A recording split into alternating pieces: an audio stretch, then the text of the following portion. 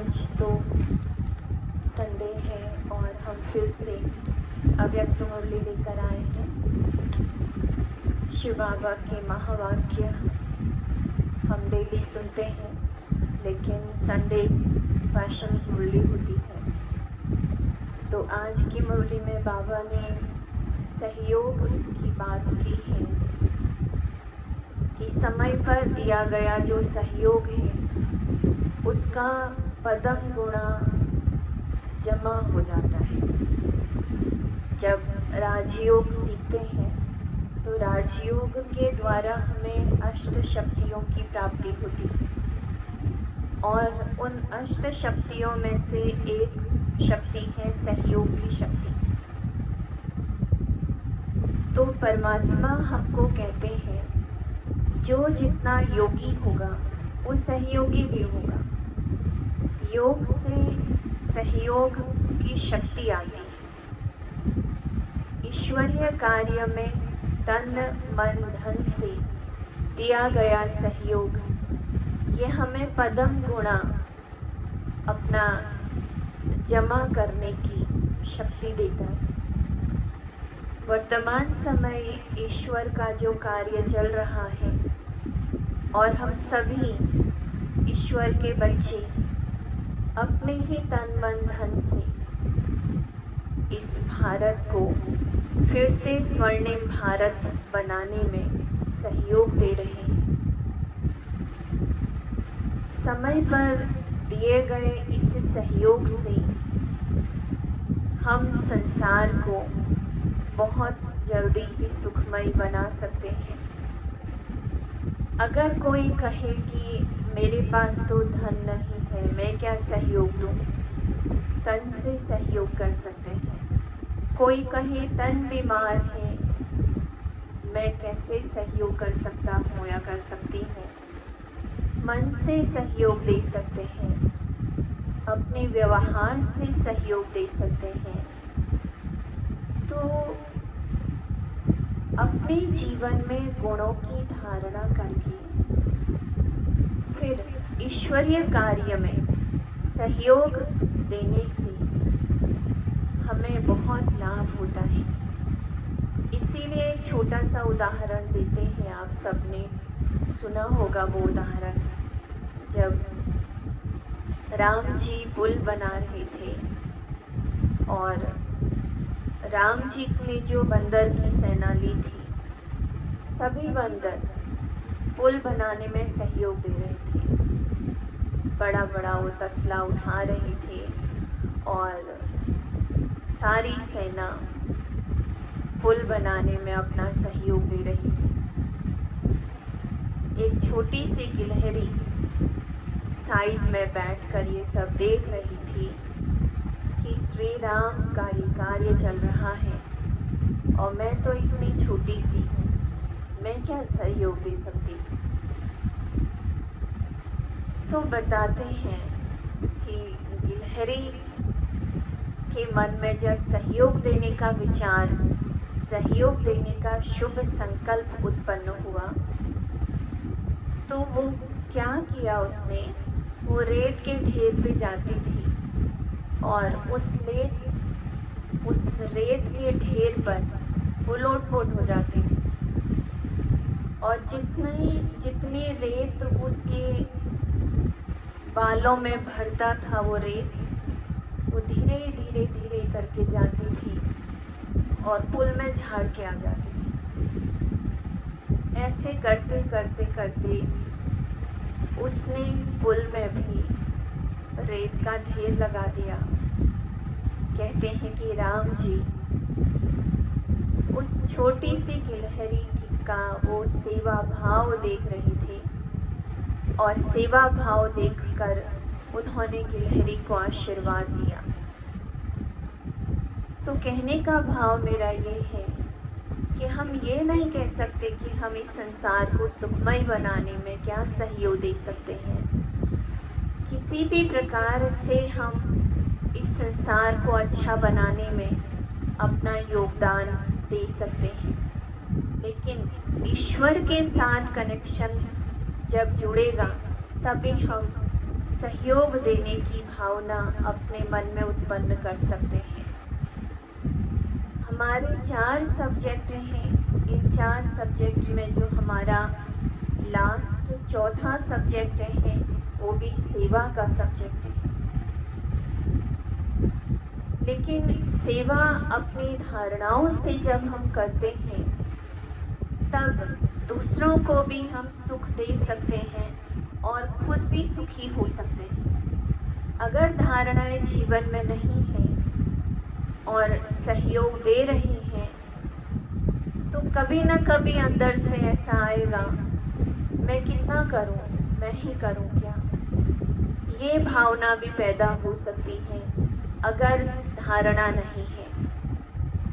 और अगर गुणों की धारणा अंदर है तो ये भाव पैदा नहीं होगा कि कब तक। तो इस समय सभी ब्राह्मण बच्चों को, सभी आत्माओं को इस संसार को सुंदर बनाने में, सहयोग देने में अपनी एक अंगुली लगाने की आवश्यकता है, क्योंकि अभी समय आ चुका है सहयोग का। तो इसलिए आज बाबा ने बोला है कि समय पर दिया गया जो सहयोग है वो पदम गुणा उसकी प्राप्ति होती है। दूसरी बात आज बाबा ने बोला है कि बच्चे तुम सारा दिन मेरी छत्र छाया के नीचे रहो, तो तुम सेफ रहोगे, क्योंकि भगवान अपने बच्चों की रक्षा तो करते ही है ना। लेकिन रक्षा उन बच्चों की होगी जो खुद को भगवान की छत्र छाया के नीचे अनुभव करेंगे। बारिश में अगर हम कहीं जा रहे हैं और छतरी अगर हमने पकड़ी हुई है तो हम सेफ्टी से आराम से जा सकते हैं। इसी प्रकार आज बाबा ने बोला कि तुम अपने आप को भगवान की छत्र छाया के नीचे अनुभव करो, तो हमेशा ऐसा अंदर से अनुभव होगा कि भगवान मेरी रक्षा कर रहे हैं।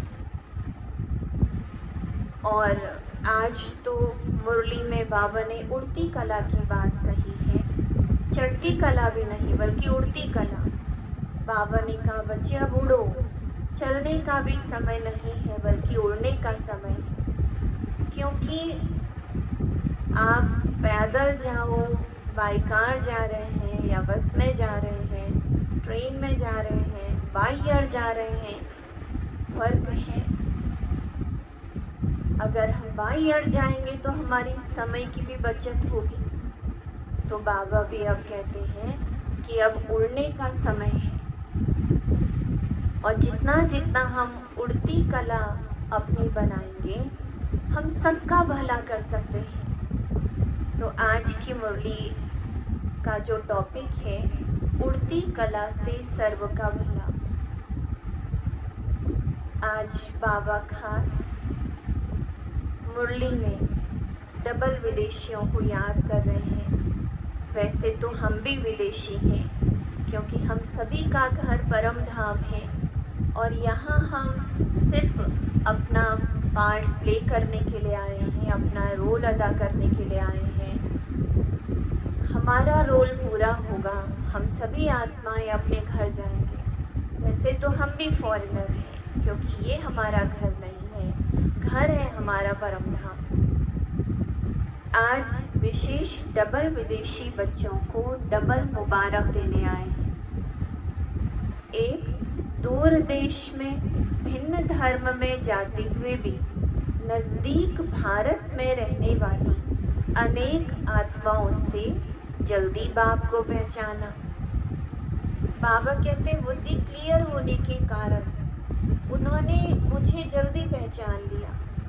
भारतवासियों ने बहुत शास्त्र पढ़े होते हैं, बहुत सारी देवी देवताओं की पूजा की होती है और बहुत सारी भक्ति की बातें दिमाग में होती हैं। और जो फॉरेनर्स हैं उन्होंने ये सब कर्म कांड नहीं किए होते, तो जल्दी परमात्मा को पहचान जाते हैं। बाप को पहचानने की अर्थात अपने भाग्य को प्राप्त करने की मुबारक। और दूसरा, जैसे तीव्र गति से पहचाना वैसे ही तीव्र गति से सेवा में खुद को लगाया। जैसी परमात्मा की पहचान मिली, तो पहचान मिलने के बाद अंदर से ये उमंग उत्साह आया कि जो प्राप्ति हमने की है वो औरों को भी कराएं। हमारा जीवन सुधरा, हम औरों का भी जीवन सुधारें। तो सेवा में तीव्र गति से आगे बढ़ने की दूसरी मुबारक है। तो पहली मुबारक जो बाबा को जल्दी पहचान ले, दूसरी मुबारक जो सेवा में तीव्र गति से आगे बढ़े। सेवा के वृद्धि की गति तीव्र रही है और आगे भी डबल विदेशी बच्चों को विशेष कार्य अर्थ निमित्त बनना है।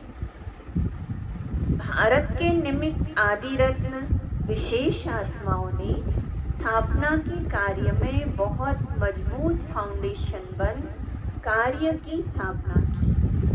जब विद्यालय की स्थापना हुई थी, तब जो शुरू की दादियाँ थी उन्होंने कितना त्याग किया, कितनी उन्होंने तपस्या की, जो इस यज्ञ के नींव को, यज्ञ के फाउंडेशन को पक्का किया। और डबल विदेशी बच्चों ने चारों ओर आवाज फैलाने में तीव्र गति की सेवा की और करते रहेंगे। इसलिए बाप दादा सभी बच्चों को आते ही, जन्मते ही बहुत जल्दी सेवा में आगे बढ़ने की विशेष मुबारक दे रहे हैं। थोड़े समय में भिन्न भिन्न देशों में सेवा का विस्तार किया है, इसलिए आवाज फैलाने का कार्य सहज वृद्धि को पा रहा है और सदा डबल लाइट बन डबल ताजधारी बनने का संपूर्ण अधिकार प्राप्त करने का तीव्र पुरुषार्थ अवश्य करेंगे। तो आज तो बाबा मिलने आए हैं, तो सभी बड़े प्यार से उस मिलन का अनुभव करेंगे। संडे का दिन और अपने आप को संकल्प दे दें, आज तो बाबा मेरे से मिलने आए हैं। सारा दिन उस परमात्मा मिलन का सुख, उस परमात्मा मिलन की अनुभूति में रहेंगे तो बहुत अच्छा रहेगा। बाप दादा देख रहे हैं कि सभी के दिल में खुशी के बाजे बज रहे हैं। अब हम खुद अपने आप से पूछें, हमारे दिल में उस परमात्मा मिलन के खुशी के बाजे बज रहे हैं? बच्चों की खुशी के साथ खुशी के गीत बाप दादा को सुनाई देते हैं। याद और सेवा में लगन से आगे बढ़ रहे हैं। याद भी है, सेवा भी है, लेकिन अभी एडिशन क्या होना है, जिसको बाबा कर्म योग बोल देते हैं। याद और सेवा, कर्म भी करें लेकिन साथ साथ बाबा की याद है, दोनों ही, लेकिन सदा दोनों का बैलेंस रहे। ये बैलेंस स्वयं को और सेवा में बाप की ब्लेसिंग के अनुभवी बनाता है। अगर बाबा से ब्लेसिंग लेनी है तो किस चीज का बैलेंस चाहिए? याद और सेवा, अर्थात कर्म और योग का बैलेंस चाहिए। जितना जितना कर्म और योग का बैलेंस आता जाएगा उतना बाबा की ब्लेसिंग मिलेगी। सेवा का उमंग उत्साह रहता है, अभी और भी सेवा में याद और सेवा, इन दोनों का बैलेंस चाहिए, तभी विश्व में आवाज गूंजेगा। विस्तार अच्छा किया है, अब क्या करना है? अपनी स्थिति को एक रस बनाना। सेवा के लिए बाबा कहते हैं अपनी स्थिति को एक रस बनाने की आवश्यकता है। तो अभी कल्प का ड्रामा समाप्त होने का समय आ रहा है। बाबा चेतावनी दे रहे हैं कि अभी जो कल्प का ड्रामा है ये समाप्त होने का समय आ रहा है। कोई भी अगर मूवी पूरी होने वाली होती है तो हम टाइम देखते हैं, मैं 3 घंटे पूरे होने वाले हैं, अब ये मूवी पूरी हो जाएगी, घर जाएंगे। तो बाबा भी हमको कहते हैं सृष्टि चक्र 5000 साल का होता है और अभी इसकी अवधि पूरी होने वाली है, समय नज़दीक आ गया है। सारी विश्व की आत्माओं को चाहे स्वप्न में, चाहे 1 सेकंड की झलक में, चाहे प्रत्यक्षता के चारों ओर की आवाज़ द्वारा ये ज़रूर साक्षात्कार होना है कि इस ड्रामा के हीरो पार्टधारी स्टेज पर आ गए हैं। बाबा कहते तुम सब हो इस स्टेज की हीरो पार्टधारी। तो अब ऐसा समय आने वाला है जब आप, हम सभी हीरो पार्टधारी इस स्टेज पर प्रत्यक्ष हो गए हैं। यह आवाज़ सबके कानों में गूंजेगा। धरती के सितारे धरती पर प्रत्यक्ष हो गए। अब अपने अपने इष्ट देव को प्राप्त कर बहुत खुश होंगे, सहारा मिलेगा। तो अब अपनी स्टेज ऐसी बनानी है, ऐसा साक्षात्कार मूर्त अपने आप को बनाना है जो दूसरों को हम साक्षात्कार करा सकें। बाबा हमको कहते हैं प्यासी आत्माओं की प्यास तुम बुझा सको। दुख अशांति से परेशान आत्माएं, उन दुख अशांति से परेशान आत्माओं को शांति और सुख दे सके। तो अभी फरिश्तेपन का अभ्यास करो। चलते फिरते उठते बैठते अपना ये हड्डी मांस का शरीर भूलकर अपने लाइट के चोले को याद करें। सारा दिन कर्म करते हुए मैं आत्मा फरिश्ता हूँ, मैं आत्मा लाइट के चोले में हूँ, लाइट के चोले से ही कर्म कर रही हूँ। ये अभ्यास करें। तो जो 4 विशेष सब्जेक्ट हैं, ज्ञान मुहूर्त, निरंतर याद मुहूर्त, सर्व दिव्य गुण मुहूर्त। एक दिव्य गुण की भी कमी होगी तो 16 कला संपन्न नहीं कहेंगे। 16 कला सर्व और संपूर्ण, ये तीनों की महिमा है ना। सर्वगुण संपन्न कहते हो, संपूर्ण निर्विकारी भी कहते हो, फिर 16 कला संपन्न भी कहते हैं। तीनों ही विशेषताएं चाहिए। कौन सी? सर्वगुण संपन्न, संपूर्ण निर्विकारी और 16 कला संपन्न। 16 कला अर्थात संपन्नता और संपूर्णता। तो चेक करो, संपन्न है, संपूर्ण है, ये चेक करें। तो अभी फरिश्ते ड्रेस अर्थात फरिश्ता स्वरूप दूर दूर तक आत्माओं को आकर्षित करें। अपनी स्थिति ऐसी बनानी है ट्रांसपेरेंट। अंदर से अगर हम साफ स्वच्छ होंगे, आत्मा जितनी जितनी पवित्र होती जाएगी, हमारा वो फरिश्ता स्वरूप प्रकट होता जाएगा। आज तो यूके का टर्न है। आज क्योंकि बाबा डबल फॉरेनर से मिलने आए हैं, तो बाबा उनको बहुत अच्छी बात बता रहे हैं। सभी आत्माओं को बाप से मिलाने की राजधानी है ना। यूके वालों को बाप दादा कहते हैं ओके, ओके रहने वाले। यूके अर्थात ओके रहने वाले। कभी भी किसी से भी पूछे ओके, ऐसे है ना। ऐसे तो नहीं कहेंगे हाँ है तो सही।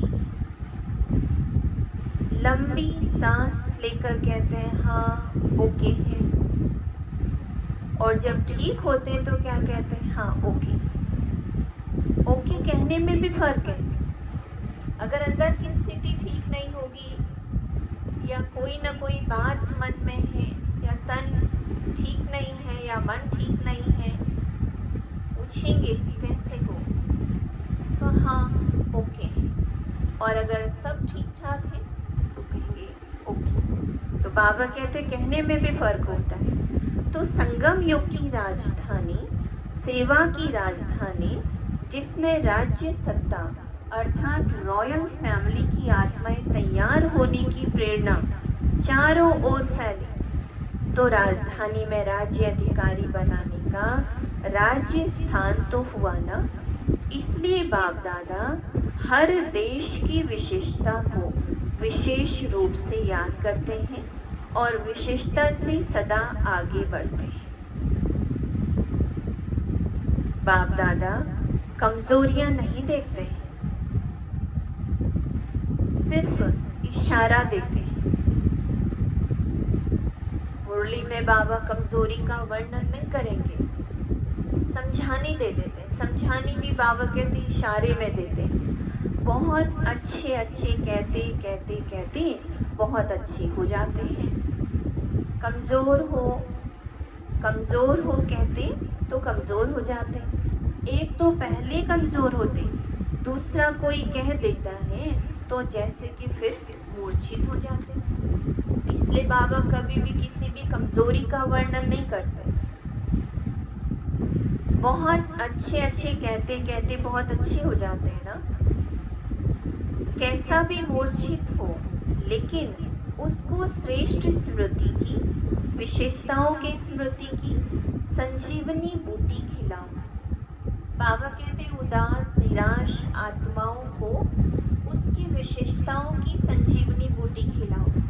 उसकी कमजोरी का वर्णन उसके सामने ना करें तो मूर्छित से सुरजीत हो जाए। बाबा पूछ रहे हैं, संजीवनी बूटी सबके पास है तो विशेषताओं के स्वरूप का दर्पण उसके सामने रखो, क्योंकि हर ब्राह्मण आत्मा विशेष है। कोटों में कोई है तो विशेष हुए ना।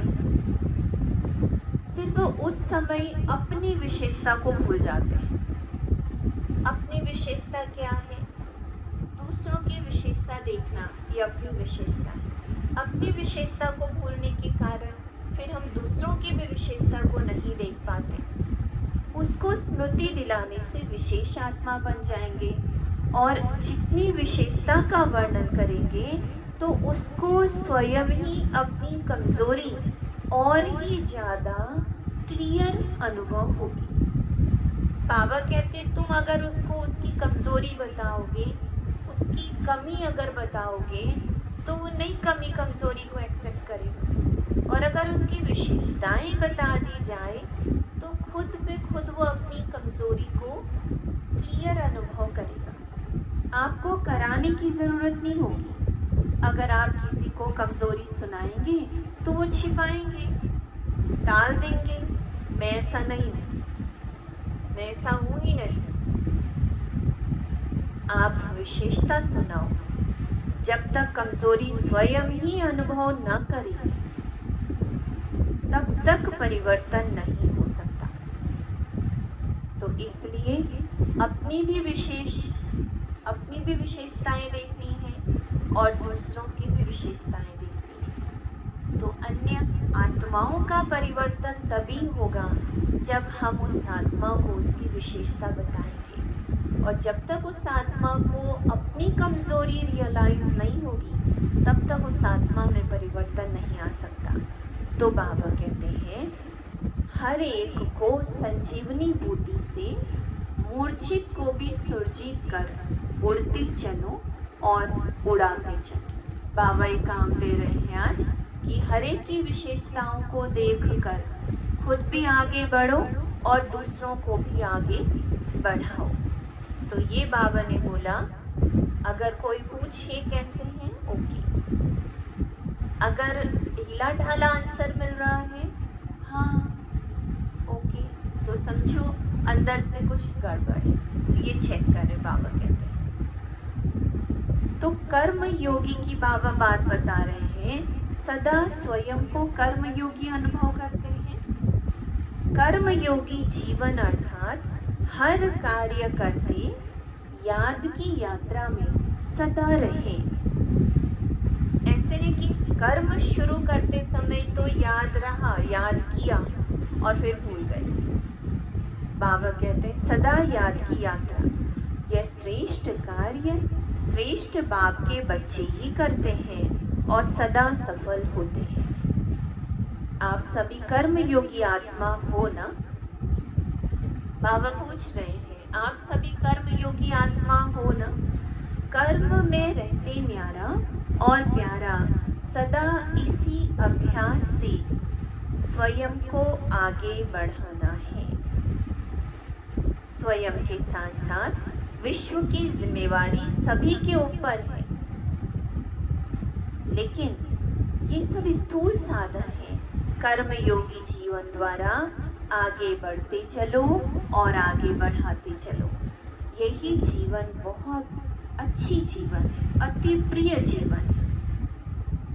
सेवा भी हो और खुशी भी हो, दोनों साथ साथ ठीक है। तो कर्म योगी जीवन बनाना अर्थात याद और सेवा। फिर बाबा ने कहा सेवा भी और खुशी भी। तो गोल्डन जुबली की बाबा बात बताते, गोल्डन अर्थात सतो प्रधान स्थिति में स्थित रहने वाले। तो सदा अपने को इस श्रेष्ठ स्थिति द्वारा आगे बढ़ाते चलो। कौन सी श्रेष्ठ स्थिति? सतो प्रधान स्थिति। सभी ने सेवा अच्छी तरह से की है, सेवा का चांस भी अभी ही मिलता है संगम युग में, फिर ये चांस नहीं मिलेगा। संगम युग पूरा, एक चक्र पूरा, हम सभी आत्माएं जाएंगी परम धाम। तो जो भी सेवा करनी है तन मन धन से, तो बाबा कहते सेवा का चांस अभी है, क्योंकि अभी ईश्वरीय कार्य चल रहा है। तो सदा सेवा में आगे बढ़ते चलो। तो ये आज बाबा ने खास अटेंशन दिलवाया। और आज बाबा वरदान देते हैं, बाप की छत्र छाया के अनुभव द्वारा विघ्न विनाशक की डिग्री लेने वाले अनुभवी मूरत भव। जहाँ बाबा साथ है वहाँ कोई कुछ भी कर नहीं सकता। यह साथ का अनुभव ही छत्र छाया बन जाता है। बाप दादा बच्चों की सदा रक्षा करते ही हैं। बाप दादा बच्चों की सदा रक्षा करते ही हैं। पेपर आते हैं आप लोगों को अनुभवी बनाने के लिए। इसलिए सदैव समझना चाहिए कि ये पेपर क्लास आगे बढ़ाने के लिए आ रही है, न कि रोकने के लिए। इससे ही सदा के लिए विघ्न विनाशक की डिग्री और अनुभवी मूरत बनने का वरदान मिल जाएगा। यदि अभी कोई थोड़ा शोर करते हैं या विघ्न डालते भी हैं, तो धीरे धीरे वो भी ठंडे हो जाएंगे। बाबा कहते हैं अगर तुम्हारी स्थिति शक्तिशाली रहेगी, सामने वाले अगर विघ्न डालते भी हैं, तो शक्तिशाली स्थिति के सामने उनका विघ्न कब तक टिकेगा। बाबा कहते हैं धीरे धीरे वो भी शोर मचाना बंद कर देंगे। लेकिन हमें क्या करना है, बाबा की छत्र छाया के नीचे रहना है। आज का स्लोगन, जो समय पर सहयोगी बनते हैं उन्हें एक का पदम गुणा फल मिल जाता है। तो अब हम अपने आप से खुद पूछें, जो समय चल रहा है उस समय के प्रमाण हम हर प्रकार से सहयोग दे रहे हैं, क्योंकि समय पर दिया गया सहयोग उसकी प्राप्ति बहुत है। तो ये आज बाबा के महावाक्य थे। तो मेन बात जो बाबा ने बताई है, एक तो हर एक की विशेषताओं को देखना है, और दूसरी बात याद और सेवा का बैलेंस। याद और सेवा का बैलेंस होगा तो बाबा कहते ब्लेसिंग मिलेगी। और तीसरी बात, खुद भी उड़ती कला में रहना है और दूसरों को भी उड़ती कला में ले जाना है। अर्थात सेवा तो करें, लेकिन सेवा भी खुशी से करनी है। और तीसरी बात बाबा ने बोला कि कर्म योगी की बाबा ने बात कही है। अब उसको कर्म योगी कहें या याद और सेवा का बैलेंस कहें, बात एक ही है। फिर नेक्स्ट बाबा ने कहा कि कोई पूछे कैसे हैं, ओके, ढीला ढाला ओके नहीं, या लंबी सांस लेके कह रहे हाँ ओके। अपने आप को ओके रखना है, ठीक रखना है। और नेक्स्ट बाबा ने बात बताई, बाबा की छत्र छाया का अनुभव करना है। छत्र छाया का अनुभव करना अर्थात बाबा की रक्षा का अनुभव करना। तो सारा दिन बाबा की छत्र छाया का अनुभव करना है। और नेक्स्ट बाबा ने कहा कि परमात्मा मिलन का अनुभव करना है। यही समय है परमात्मा मिलन का। अभी परमात्मा मिलन की अनुभूति नहीं करेंगे तो फिर हम कब करेंगे। और लास्ट में बाबा ने बोला, जो समय पर सहयोगी बनते हैं उनका पदम गुना जमा होता है। तो ये है आज की अव्यक्त मुरली, प्यारे बाबा के महावाक्य। हम सभी इन बातों को सुनकर, नोट करके अपने जीवन में धारण करने का पुरुषार्थ करेंगे। और जितना जितना ये महावाक्य जीवन में धारणाओं में आते जाएंगे, हमारा स्वरूप भी धारणा युक्त बनता जाएगा। तो ये थे आज बाबा के डायरेक्शंस। ओम शांति।